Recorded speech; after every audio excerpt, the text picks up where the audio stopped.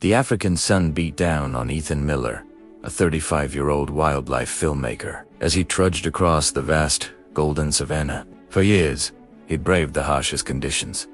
The heat, a familiar weight on his shoulders. He spotted a lone acacia tree in the distance, a perfect spot to escape the relentless sun. But as he drew nearer, something felt off. The tree's silhouette was unnatural, distorted by a dark shape lodged within its branches. Ethan's curiosity took over. He lifted his camera, the heavy lens a familiar extension of his arm, and zoomed in on the strange sight. His heart hammered against his ribs as the image snapped into focus. A lion's head was stuck deep inside a hollow of the tree.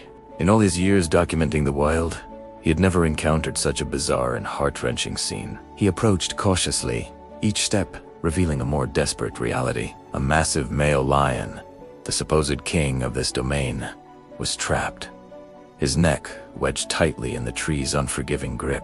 The lion's body was gaunt, his ribs starkly visible beneath his dusty coat. His once fierce eyes were now dull, glazed over with a look of utter defeat. The lion saw Ethan approaching and managed a weak, guttural growl. It was a reflex, a ghost of a warning, but it held no threat, only exhaustion. How could a creature of such immense power and pride end up in this state? Ethan felt a knot tighten in his stomach. This wasn't just a story to be filmed. It was a life hanging by a thread. He couldn't just stand by and watch. With trembling hands, Ethan fumbled for the water bottle in his backpack. He uncapped it and moved closer, his heart pounding with a mix of fear and compassion. He gently tilted the bottle, letting a small stream of water trickle towards the lion's parched mouth. The gray cat's rough tongue slowly emerged, lapping at the precious liquid. For a moment, their eyes met. In that gaze, Ethan saw not a ferocious predator, but a creature consumed by pain, despair, and a chilling resignation. It was a look that would haunt him. He knew he had to do something, anything, to try and save this magnificent animal from its wooden prison. The question was, how? He was alone, miles from help, facing a trapped lion that could still lash out in its final moments. Ethan racked his brain, his filmmaker's instinct warring with his human desire to help. He had no tools, no tranquilizers, nothing that could safely free the lion. An idea sparked. He remembered his heavy-duty tripod, a sturdy piece of equipment designed to withstand the elements. It wasn't much, but it might just work as a lever. He cautiously positioned the tripod against the trunk, trying to find a point of leverage near the opening where the lion was stuck. The lion watched him, too weak to protest, his breathing shallow.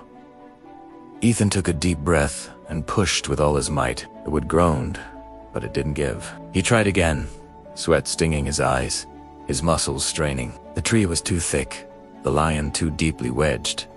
It was hopeless. As dusk began to settle, casting long shadows across the savannah, a deep sense of failure washed over Ethan. He had given the lion more water, a small comfort in the face of certain death. He sat a safe distance away, his camera forgotten beside him, simply keeping vigil. He felt like he was watching a monarch die. The sounds of the African night began to rise around them. The chirp of crickets, the distant call of a hyena. It felt like nature was already composing a eulogy. Suddenly, the lion let out a powerful roar, a sound that ripped through the quiet evening. It wasn't a roar of aggression, but one of pure, unadulterated anguish.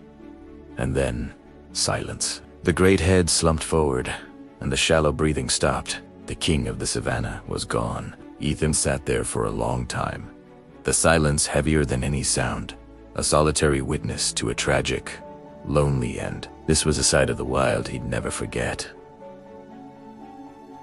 Thanks for watching. If you were moved by this story, please like and subscribe for more untold stories from the wild.